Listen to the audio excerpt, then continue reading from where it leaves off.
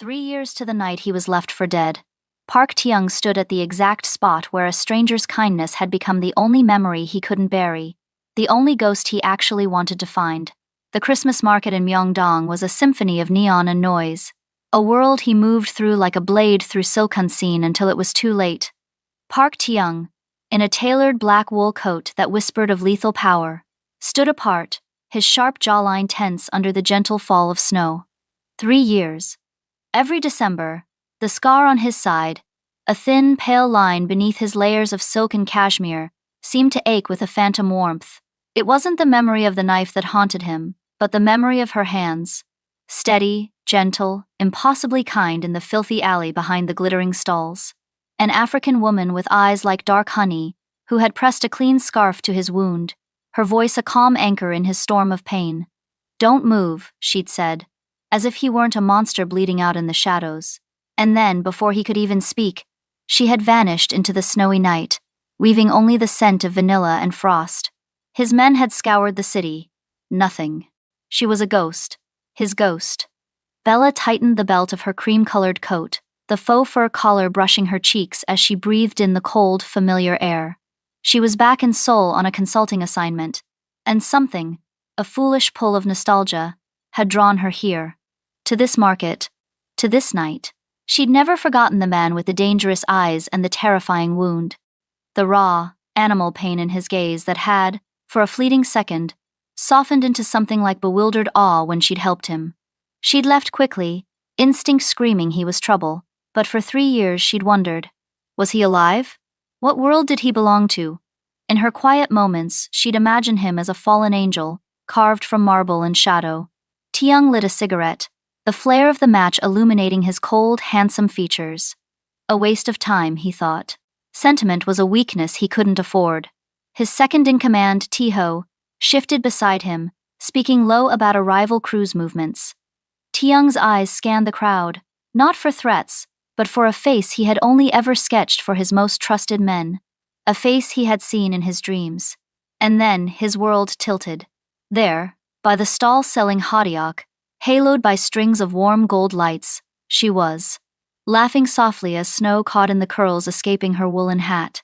Time stopped. The cacophony of the market faded to a dull hum. Every detail was seared into him. The elegant line of her neck, the intelligent warmth in her eyes as she paid the vendor, the way she held herself brave, independent here. His body moved before his mind could command it. He crossed the distance, a predator moving with deliberate grace. He stopped a few feet away, his shadow falling over her. She turned, a smile still playing on her lips, and it froze. Recognition was a lightning strike between them. Her eyes widened, traveling from the scar now visible on his temple a newer addition down to the intense, burning focus of his gaze. The bag of hotteok nearly slipped from her gloved hand. "You," she breathed, the word a cloud of frost in the space between them. Tae-young's voice, when it came, was low, rougher than he intended, carrying the weight of 3 years of searching. His mind raced. He didn't know her name, only the essence of her, but the word rose from a deep instinctual place, the first one that felt right. "Miss." He paused, the single syllable laden with unspoken history. "You forgot to send a bill for your services." The playful words were at odds with the intensity of his stare. A stare that held a universe of unspoken questions and a terrifying possessive hunger. But as he took one step closer, a flicker of movement in his peripheral vision snapped his head to the side. A man across the street, too still, watching not the market, but him. A familiar face from a rival faction. The danger around him hadn't paused for his reunion. He looked back at her, her face now etched with confusion and a dawning alarm. The cliff between his world and hers yawned open. He had found his ghost, and now he had just led the wolves right to her. The spell of their reunion shattered under the weight of his sudden, predatory alertness. Bella followed Tae-young's gaze, her stomach tightening at the cold calculation that hardened his features. The man from the alley was gone, replaced by someone infinitely more dangerous, a commander assessing a threat. "Don't look," Tae-young commanded, his voice a low vibration that cut through the festive air. His hand, encased in black leather, came up not to touch her, but to subtly direct her line of sight back to him. The gesture was possessive, protective. Walk with me. Now. It wasn't a request. Bella's independent nature flared, a protest on her lips. But the memory of his blood on her hands 3 years ago, and the stark reality of the man before her, a man who wore authority like a second skin, silenced it. She fell into step beside him, her heart hammering against her ribs. He guided her away from the main thoroughfare, down a narrower, quieter lane lined with glowing paper lanterns. Tiho, his sharp-eyed shadow, melted into the crowd behind them, keeping watch. Who are you? Bella finally asked, her voice steadier than she felt. Someone who owes you a debt, Taeyong replied, his eyes continuously scanning their surroundings. The snowfall thickened, catching in his dark hair. A debt that complicates things tonight. He remembers. The thought sent an unwarranted thrill through her. He's been looking for you. Another, more terrifying thought followed. Why? I don't want a debt, she said, clutching the warm bag of hadiak like a talisman. I just helped a man in need. A man you knew was trouble. He glanced at her, a flicker of something like admiration in his obsidian eyes. Yet you stayed. Why? Bella met his gaze, refusing to be cowed. Because you were hurt. It was a simple human thing. There is nothing simple about you, miss, he said, and the way he said her name, with a slight deliberate roll, felt like a caress. They stopped beneath a lantern, its light painting his sharp features in golden shadow. The world was silent but for the soft hiss of snow. He was close enough for her to smell his scent sandalwood and cold winter night. Her eyes are even more beautiful than I remembered, Taeyong thought, a dangerous ache forming in his chest. And she stands there speaking of humanity, while my world is made of knives. He wanted to tell her to run, to forget this night, to forget him. But the words died. He was a selfish man. He had found his ghost, and he would not let the light go so easily. His gloved hand lifted, almost of its own volition, to brush a melting snowflake from the fur collar of her coat. The leather never touched her skin, but the heat of his hand, so close, made her breath catch. The air crackled with an electric, unspoken tension. His gaze dropped to her lips. A sudden, sharp whistle echoed from the market entrance Tiho's signal. Taeyong's expression closed off instantly, the vulnerable man vanishing. The Mafia boss was back. This is not over, he stated, his voice leaving no room for argument. From his coat pocket, he produced a simple black business card, devoid of any text, only a sleek, embossed phone number. He pressed it into her hand. His fingers brushed her palm, and the contact, though brief, was a brand. Go straight home. Do not linger. Call the number if you see anything unusual, or, he paused, his eyes holding hers prisoner, if you simply want to see me again. Before she could respond, he turned, his coat flaring. Tiho will see you to a safe taxi. And then he was walking away, being swallowed by the snow and shadows, leaving her standing alone under the lantern, the black card burning in her hand. But as a taxi pulled up, guided by a bowing Tiho, Bella looked back one last time.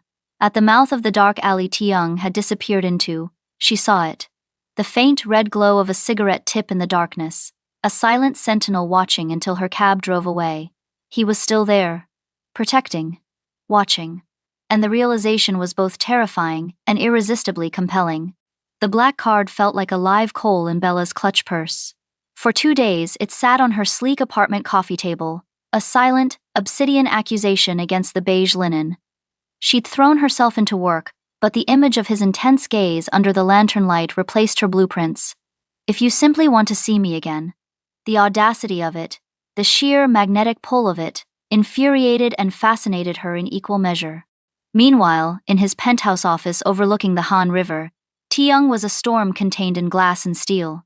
The rival faction, the Yegun, were making bold moves, but his focus was fractured. She hasn't called. The thought was an irritant. No one ignored Park Taeyong. Yet, her defiance was a spark in his monochrome world. The woman from the market, Taeyong said, not turning from the window. Tiho stood attentively behind him. I need to know what shadow I've drawn her into. Find her. Start with the market cameras from that night, find where she went. It took Tiho less than 48 hours to deliver a file that had eluded them for 3 years. The difference was tangible evidence. 3 years ago, she had been a phantom in the Snow digital footprint. No transaction, nothing for his men to trace. She had simply vanished. Now, he had a time, a date, and a precise location. Tiho's team pulled CCTV from every camera within a 5-block radius of the Christmas market. They identified her, then tracked her movement to a boutique hotel in Insadong. From there, it was a matter of accessing guest registrations for that night. A name, finally. Bella Johnson. With the name and her face, his digital infrastructure did the rest, cross-referencing international databases tied to his legitimate shipping and import holdings. The report on his tablet was concise. Bella Johnson, 30, Nigerian architectural historian, in Seoul for a 3-week consultation on a heritage project, solo traveler, a life of academia and quiet achievement. Everything his was not. He stared at her passport photo, those intelligent eyes staring back, now finally attached to a name. Bella. The ghost had a passport, a profession, a life, and now, she was firmly, undeniably, in his world. On the third evening, Bella's resolve broke, not to call, but to confront. She needed to look him in the eye in the clear light of day and understand what she was entangled in. Using the public details of his legitimate front, a high-end venture capital firm, she went to his office tower. The reception area was a monument to cold power. Tiyoung's personal assistant, a severe woman in a black suit, eyed her. "Do you have an appointment?" "No," Bella said, her voice steadier than she felt. "But he'll see me." "May I have your name, please?" A hesitation. "Bella. Bella Johnson." The assistant spoke into an intercom, murmuring low. "A Miss Bella Johnson here to see you, sir." "No appointment." A pause, then a static click. "Go in." Bella pushed through the heavy doors. Tiyoung stood with his back to her, silhouetted against the city's twilight glow. He wasn't in a suit, but in a black turtleneck and trousers, looking more like a lethal artist than a CEO. "You didn't call," he said, not turning around. "I prefer face-to-face meetings," she replied, stepping into the room. The atmosphere was thick with his presence. He finally turned. The intimacy of the market was gone here. In his domain, the power imbalance was staggering. Yet, his eyes consumed her. "You walked into the lion's den. Unafraid. Should I be afraid?" He moved then, a slow, deliberate prowl around his desk toward her. He stopped an arm's length away. "But not of me. Not in the way you think." He gestured to a sleek sofa. "Sit. Please." It was the please that disarmed her. She sat, perched on the edge. "The man at the market," she began. "Who was he?" "A problem. Your problem seems to involve people watching in shadows. What do you do, Mr. Park?" A faint, humorless smile touched his lips. "I solve problems. I build empires. And I protect what's mine." His gaze pinned her. "You, by saving a life you shouldn't have, made yourself a variable in my equations. A very precious variable." The word precious hung in the air, too intimate, too real. Bella stood, needing to break his magnetic field. She walked to the window. "I don't want to be a variable. I want my quiet life back." He was suddenly behind her, not touching, but so close she could feel the heat radiating from him. "I know," he said, his voice a low thrum near her ear, startling in its sincerity. "And if I were a better man, I would open that door and tell you to run and never look back." He paused, and she could feel his conflict in the silence. "But I am not a good man, Bella, and I have been looking for you for 1,000 nights."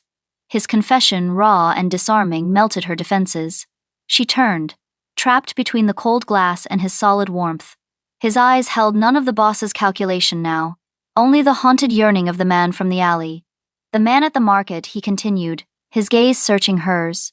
"He was a scout, for people who would see a connection where there is only curiosity. My world spins on paranoia. They will assume you matter. That makes you a potential target in their eyes. Not because of what is, but because of what they will imagine could be." It wasn't a direct threat, but a warning of a dangerous perception.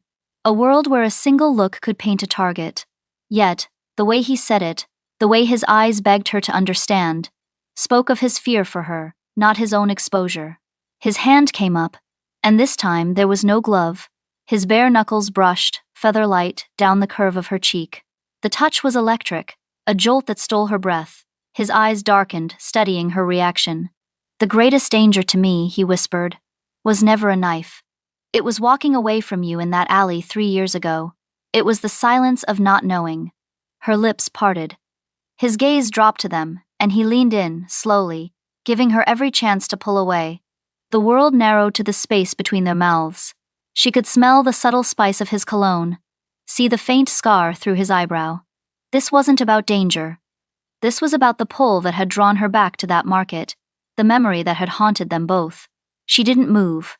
Just before their lips met, the office door burst open. Tiho stood there, his face grave. "Boss. They've made a move. It's the warehouse in Mapo. They took 2 of our men." The moment shattered. Tiang's face transformed from yearning to icy fury in a nanosecond. He pulled back, but his hand slid from her cheek to cup the back of her neck, a firm, grounding hold. "Tiho will take you home. You will have security outside your door. Not to cage you," he said, his voice like ground glass, "but because my war cannot touch you. Do you understand?" He grabbed his coat, the moment of softness utterly gone. As he strode toward the door, a weapon already being secured at his back, he looked back at her, a final, searing glance. "The question is no longer about the debt, Bella. It's about the chance we didn't take." And then he was gone, leaving her alone in the opulent, silent office, her skin still burning from his touch, the taste of a nearkiss on her lips. He had given her the truth, and a choice. The threat was a shadow on the wall, but the man was a fire in her blood. Running would be smart. But for the first time, smart felt like a life of wondering what if. The apartment was a gilded cage. For 24 hours, Bella existed in a state of suspended animation, haunted by the phantom pressure of Tiang's hand on her neck, the nearness of his lips. The 2 silent, suited men stationed in the hallway were a constant reminder of the world that had clamped around her. Yet, the fear they represented was dull compared to the sharp, thrilling ache of his confession. "I have been looking for you for 1,000 nights." Her phone, buzzing with work emails and friends checking in from Lagos, felt like a relic from a past life. The only text that mattered was the last one from the Black Card's number, sent after Tiho had dropped her off. "Do not engage with security. They are for observation only. You are not a prisoner." It was unsigned, but the commanding tone and the late hour left no doubt in her mind who had sent it. Tiang. Observation. She felt observed, known, in a way that was unnerving and inexplicably captivating. He was fighting a war in warehouses, yet a part of him was here, in the details of her safety. On the second evening, restlessness overcame caution. She needed air that wasn't filtered through her vents. Peering through the peephole, she saw one guard leaning against the wall. Before she could second guess, she opened the door, wrapped in her long coat.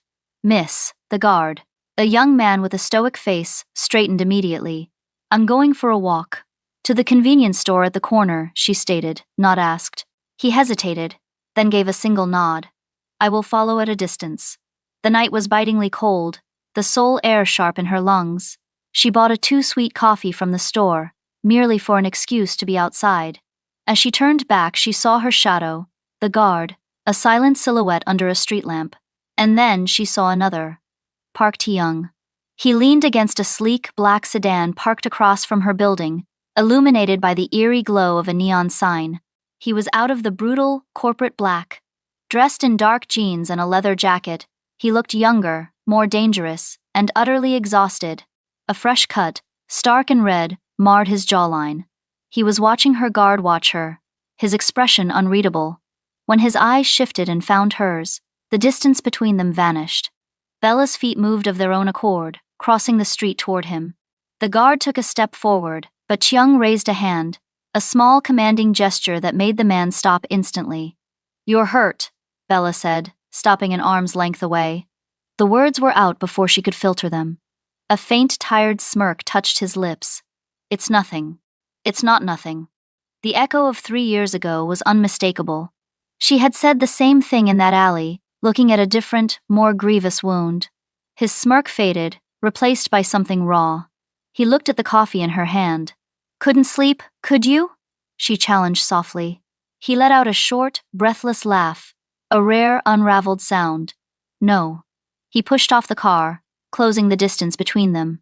The street was deserted, the city's hum a distant backdrop. "I came to see the lights of your window. To know you were inside. Safe. You could have called and say what?" His voice dropped. intimate in the frozen night, that I spent the day in violence, and the only thought that kept me from crossing a line was remembering the feel of your cheek under my hand? The admission was a physical blow. Bella's breath hitched. This was not the polished boss or the wounded stranger. This was the man in the void between, stripped bare. Is it over? She whispered. No, he said, his gaze tracing her face as if memorizing it. It will never be over. But the immediate threat is contained. He reached out, his fingers, cold from the night, brushing a strand of hair blown across her forehead. I told you, you have a choice. The security stays if you want it, or it disappears tonight. You can walk back into your life and pretend this never happened. I will make sure of it. He was giving her an out, a real one. The finality in his tone told her he meant it. And if I walk away? She asked, her heart a frantic drum against her ribs. His hand stilled, then fell back to his side. The loss of contact was immediate. Then I go back to being the ghost in your memories, he said, his voice gravel. And you remain the ghost in mine. It is cleaner that way. Clean. It sounded like a synonym for empty. She looked at the cut on his jaw, at the weary resolve in his eyes, at the man who had searched for a ghost, and now was offering to become one again to protect her. I don't want clean, Bella heard herself say, the words a vow in the cold air. I don't want to pretend. Something fierce and hopeful ignited in the depths of his dark eyes. He didn't smile. He simply absorbed her words as if she'd given him a lifeline. Then tomorrow, he said, his voice thick, meet me. Not in my world. Not in yours. Somewhere in between. The garden at the Cheongdeokgung Palace, at noon. It was a date. A shockingly normal, simple request from a man who was anything but. Why there? She asked. Because, he said, taking one step backward toward his car, his eyes never leaving hers, for 1 hour. I want to walk with you in a place that has only known beauty and peace. I want to see if some of it can stick to me. He slid into the driver's seat. The engine purred to life. As the car pulled away from the curb, Bella stood frozen, holding her cooling coffee, the taste of his promise and his pain lingering in the air. He had given her a choice, and she had chosen him. But as his taillights disappeared around the corner, a different car, parked much further down the shadowed street, also turned its lights on and drove slowly away in the opposite direction, unnoticed by her, and unseen by her guard. The secret garden of Cheongdeokgung Palace was a world of hushed, frozen beauty. Ancient trees, their branches skeletal and elegant against the gray sky, stood guard over pavilions dusted with snow. Bella arrived first, her breath forming small clouds, the serenity of the place a stark contrast to the turmoil in her heart. She'd chosen a deep burgundy wool dress and a long coat, something that felt both brave and soft. At precisely noon, she saw him.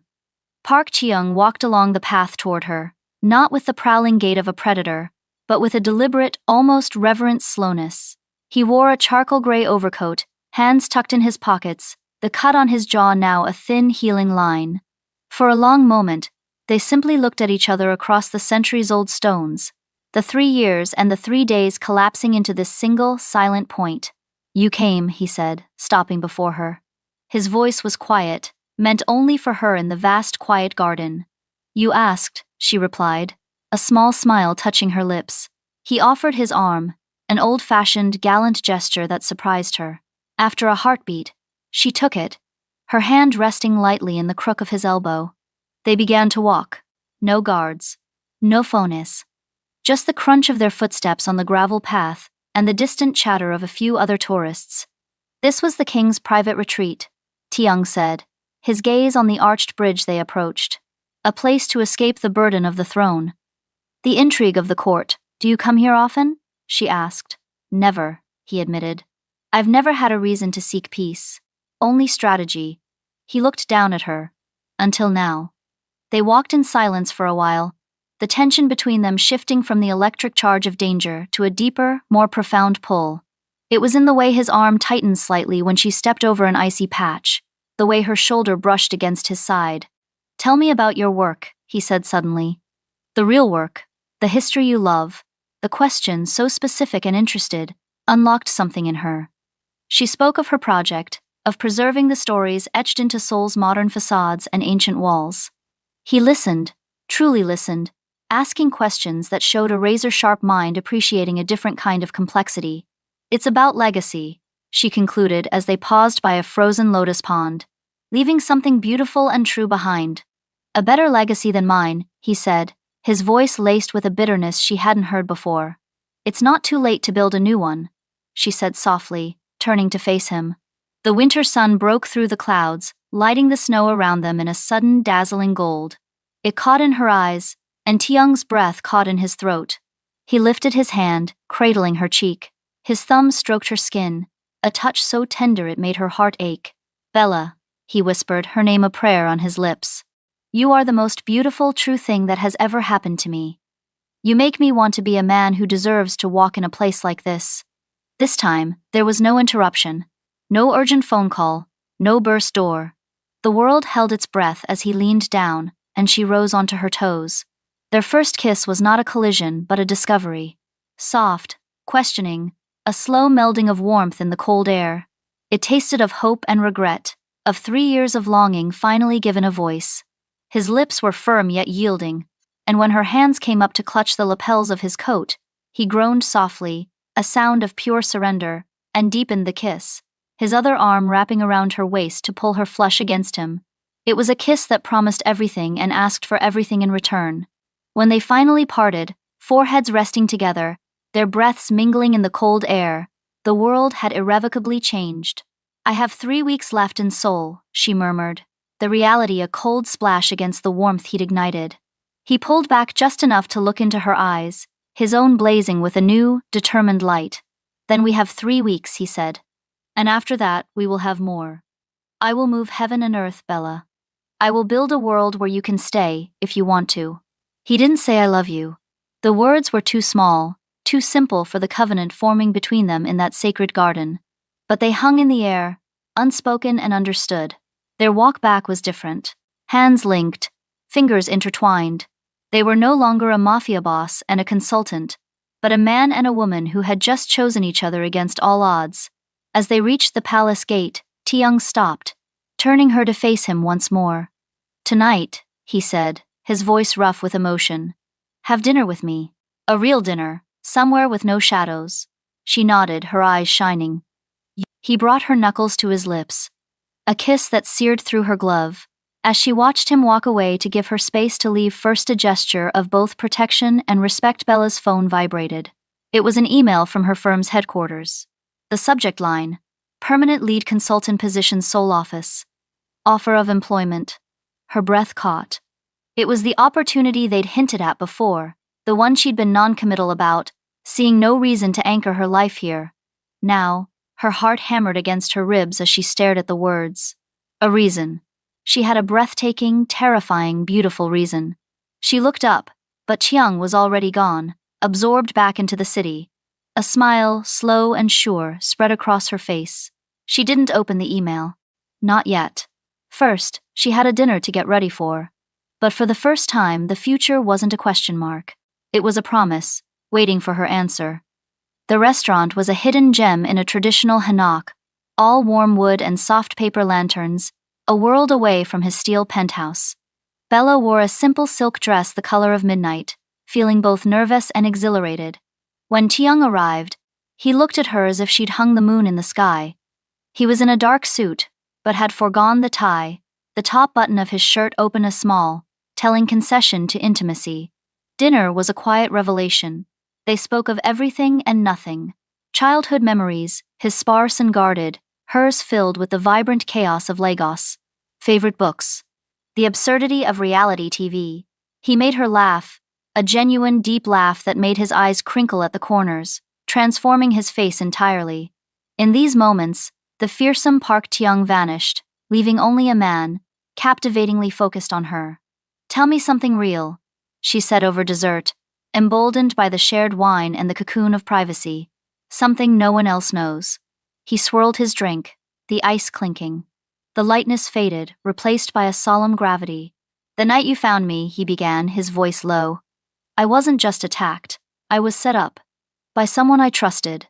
When you knelt beside me, you were the first person in years who didn't want something from me.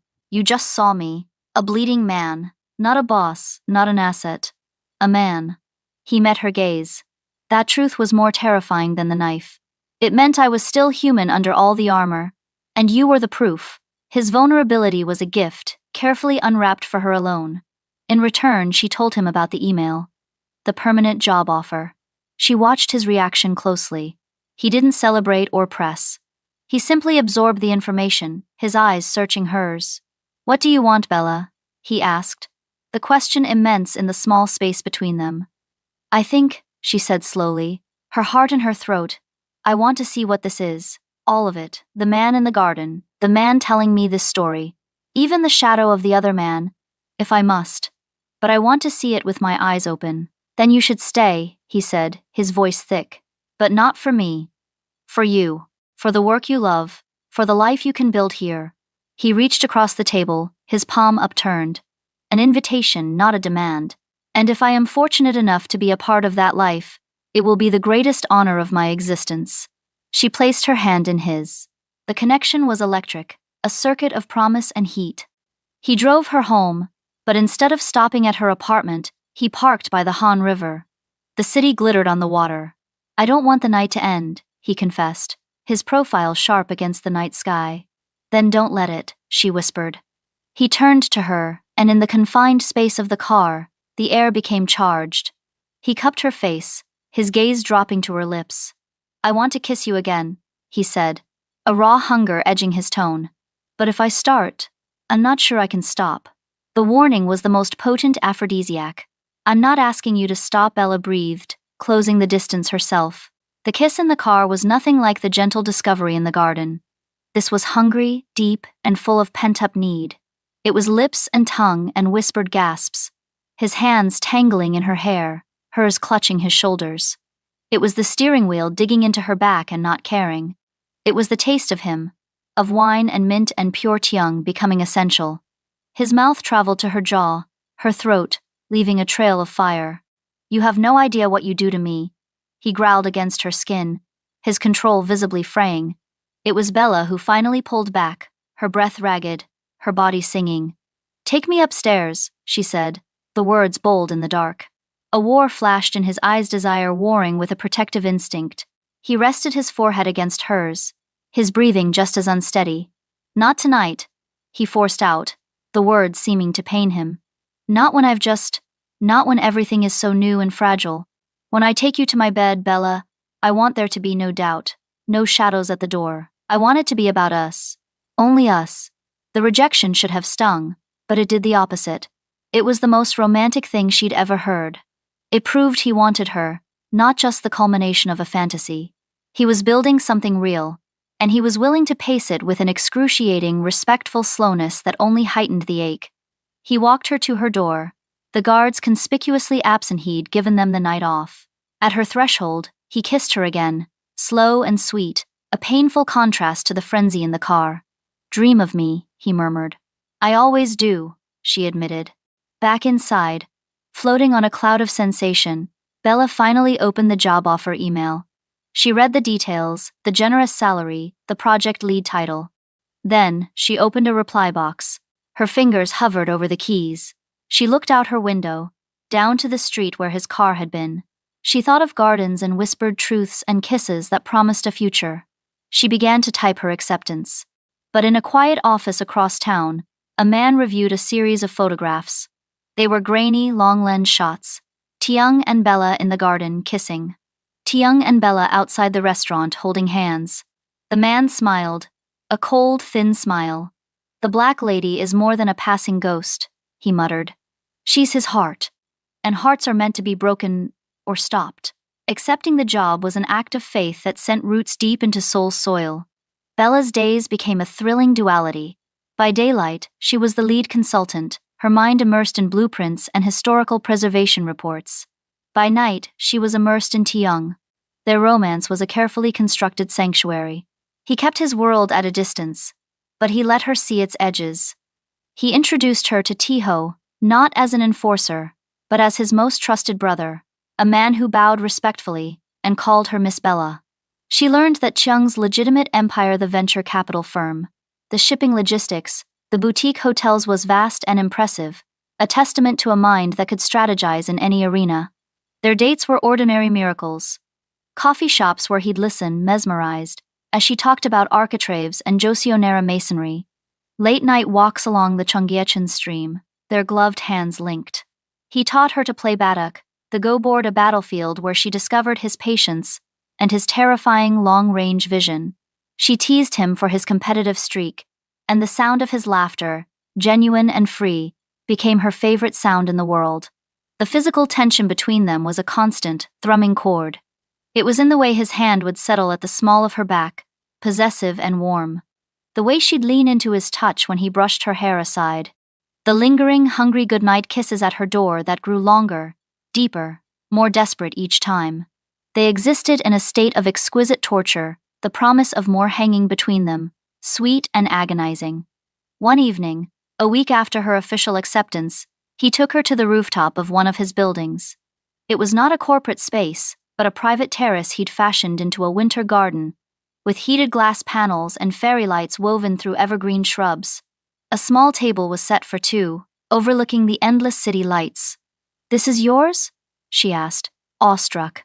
"It is now," he said, helping her with her chair. "I had it built last month." At her surprised look, he shrugged, a little self-conscious. "I needed a place untouched by anything dark, a place meant only for light, for you." Her heart swelled. This was how he loved, not just with words, but with actions, with created sanctuaries. Over dinner, the conversation turned serious. "The Jagan faction is quiet," he said, his voice losing its soft edge. "Too quiet. It feels like the stillness before a quake. I have doubled your security, Bella, not to alarm you, but I need you to be vigilant." The shadow of his world fell across their perfect table. Instead of fear, Bella felt a surge of fierce protectiveness. "What do they want?" "Control of the docks. A pipeline I refuse to allow. They think by applying pressure." He trailed off, his jaw tight. "By applying pressure to you through me," she finished, understanding dawning. She reached across the table, taking his hand. "I'm not a weakness, Tiyoung. I'm a fact. I am here. I am staying, and I am not afraid of the shadows if I'm standing with you in the light." He turned his hand over, lacing his fingers through hers, his grip almost painful in its intensity. "You are the light," he corrected, his voice raw. "And I will burn down every shadow that tries to touch you. I swear it." After dessert, they stood at the railing, her back against his chest, his arms wrapped around her, shielding her from the wind. His lips were at her temple, then her ear. "Stay with me tonight," he whispered, the request vibrating through her whole body. "Just to stay. The penthouse downstairs is empty. We can just be together, without a door between us." The implication was clear. The final fragile barrier was being lifted. Not with a demand, but with a heartfelt plea. Bella turned in his arms, looking up at him. The city lights reflected in his dark eyes. She saw love there, and fear, and a yearning that matched her own. She saw the man from the alley, the boss in the office, the vulnerable strategist, the passionate lover, all of them, here for her. "Yes," she said. The word was a key. The ride down in the private elevator was charged, their silence thick with anticipation. The penthouse was minimalist, beautiful, and felt unlived in a blank canvas. He led her to the floor-to-ceiling windows, the view even more breathtaking from here. "Bella," he began, facing her, his expression solemn. "My world is not gentle. My hands, they are not clean. But my heart, from this moment on, is yours, completely." It was the closest he'd come to saying the words. She placed her palm over his heart, feeling its strong, rapid beat. "I'm not asking for gentle," she whispered. "I'm asking for true. And this," she pressed her hand harder, "this feels truer than anything I've ever known." He kissed her then, and it was a claiming and a surrender all at once. It was slow and deep, a deliberate unraveling. His fingers traced the zipper at the back of her dress, and she shivered. He pulled back, his eyes asking a final, silent question. Her answer was to guide his hand, to help him lower the zipper herself. The dress pooled at her feet. The cool air raised goosebumps on her skin, soon followed by the heat of his gaze, reverent and hungry. He lifted her into his arms, carrying her to the bedroom as if she were something infinitely precious. What followed was not a frantic coupling, but a slow, torturous exploration.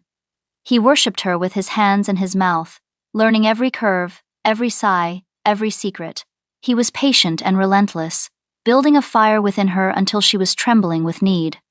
When he finally entered her, it was with a choked cry of her name against her lips, a sound of such profound relief and belonging that tears sprang to her eyes. They moved together in a rhythm that felt ancient and brand new, the outside world dissolving until there was only skin and breath, and the shuddering, glorious convergence of two lonely souls finally finding home. Later, wrapped in his sheets and his arms, her head on his chest, she traced the scar on his side, the one she'd first touched with a scarf. "I found you," she whispered sleepily. His arms tightened around her. "You saved me," he corrected, his voice thick with emotion in the dark. "And now, you have to let me spend the rest of my life returning the favor." As she drifted into the most contented sleep of her life, safe in the circle of his arms, neither of them saw the small, almost invisible red laser dot that swept across the ceiling from a distant building, pausing for a moment on the glass of their window, before vanishing into the night. The peace of the morning was a fragile, beautiful thing. Bella awoke to the feel of Tong's arms around her, his breathing steady against her neck. Sunlight streamed into the pristine penthouse, painting their tangled limbs in gold. For a long moment, she just watched him sleep. The harsh lines of his face softened, the fearsome Mafia boss replaced by a man at peace. Her man. He stirred, his dark eyes fluttering open. Seeing her, a slow, true smile spread across his face, a smile she knew belonged only to her. "Good morning," he murmured, his voice rough with sleep as he pulled her closer for a kiss that tasted of promise and a future she no longer had to imagine. For 2 weeks, they lived in a bubble of stolen bliss. Bella moved into the penthouse, not as a prisoner in a gilded cage, but as the queen of Tiang's reclaimed heart. Her new job was challenging and fulfilling, and every evening, he was there, sometimes cooking for her, a skill he'd secretly mastered, sometimes just holding her while she talked about her day. The physical connection between them remained a constant, breathtaking dialogue. It was passionate and tender, a nightly reaffirmation of their choice. But the shadow of the Yegun never fully lifted. Tiang was often on secure calls, his brow furrowed. The security detail around her was seamless but ever-present. The threat was a low hum in the background of their symphony. The storm broke on a crisp, clear evening. They were at a quiet, upmarket gallery opening one of Bella's professional events. She was discussing a modern art piece inspired by traditional Hanok architecture when she felt it. The shift in Tiang's posture beside her. The relaxed man vanished, his body coiling into lethal readiness. His eyes scanned the room, locking onto a figure by the entrance. Ti-ho, standing rigid, gave an almost imperceptible nod. Bella Tong's voice was calm, but it held a tone that brooked no argument. "I need you to go with Ti-ho. Right now, through the kitchen." "What's happening?" she asked, her blood turning to ice. "They're here. They've gotten impatient." He cupped her face, his touch fierce. "This ends tonight, but I need you safe, for me, please." The raw plea in his eyes overrode her fear. She nodded. Ti-ho was at her side in an instant, guiding her away.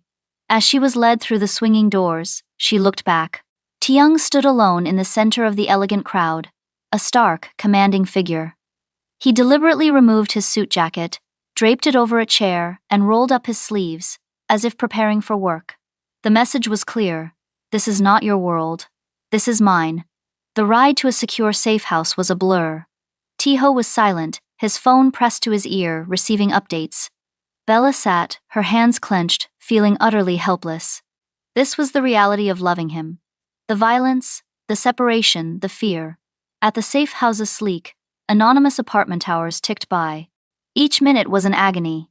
She refused to imagine a world where the morning light didn't find him beside her.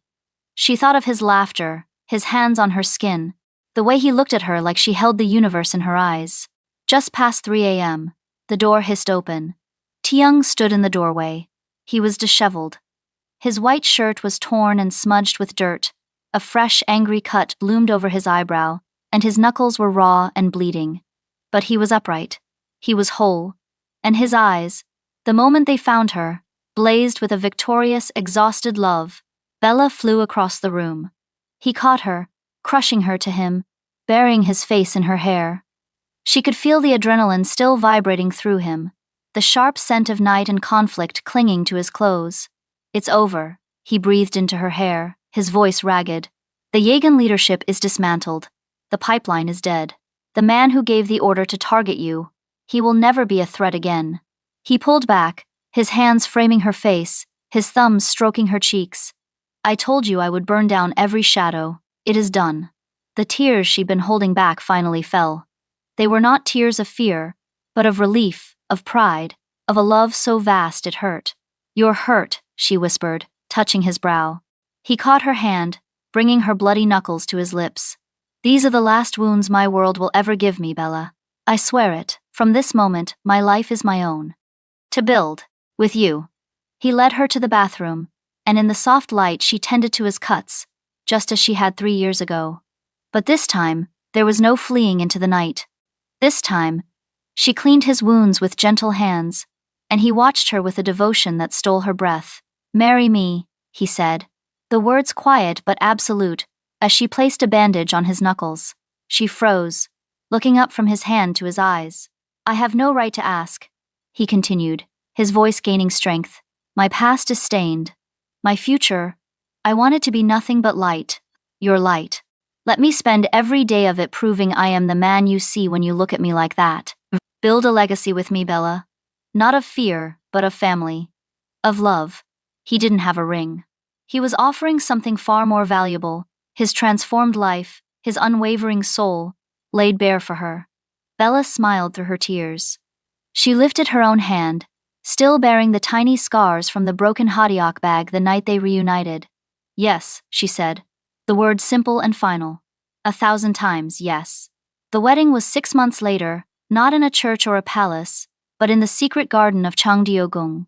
Under the same tree where they'd shared their first kiss, now blooming with cherry blossoms, they exchanged vows. Bella wore traditional Nigerian asook ivory and gold, a stunning fusion of her past and her future. Tiyoung looked at her as if she had hung every star in the sky. Tiho stood as his best man. There were no other gangsters, only a small circle of trusted friends from his legitimate businesses, and Bella's family, who had flown in from Lagos, and who, after seeing the profound love and respect in Tiyoung's eyes, embraced him fully. As the sun set, painting the ancient garden in hues of rose and amber, they were pronounced husband and wife. Their kiss was soft, deep, and tasted of a hard one forever. 1 year later, Bella stood on the rooftop winter garden, now lush with her favorite flowers. The city lights twinkled below. Strong arms wrapped around her from behind, and warm lips pressed to her shoulder. The board meeting ran late, Mrs. Park, Tiyoung murmured, his voice content. She leaned back into him, her hand resting over her rounded stomach. Your daughter and I were just discussing how her father is a workaholic. He turned her gently, his eyes wide, dropping to her belly, then back to her face, shimmering with emotion. Every day he looked at her with the same awe as that first night in the garden. The cold, calculating boss was a memory, replaced by a devoted husband and a soon-to-be father, his empire now entirely legitimate, a fortress built not on fear, but on the foundation of her love. He knelt, pressing his ear to her stomach, a soft laugh escaping him. She says her mother is the most beautiful woman in the world, he whispered, and that she can't wait to meet the father who tells her stories about a brave lady who saved him with a scarf on a snowy night. Bella ran her fingers through his hair, her heart impossibly full. The ghost of Christmas past had become the joy of her present and the promise of all her tomorrows. The dangerous boss had found his redemption, and the kind stranger had found her forever, in the slow burn, all-consuming love that had thawed the coldest of hearts under the soul snow. Did that ending give you all the feels? From a bloody alley to a cherry blossom wedding. What a journey. If you cheered for Bella and Tiyoung, smash that like button and subscribe for more epic cinematic romances. Tell us in the comments, what was your favorite moment, the snowy market reunion, the secret garden kiss, or the final wedding? Tag a friend who needs to binge this story. Thanks for watching, and remember, great love stories can start with a single act of kindness.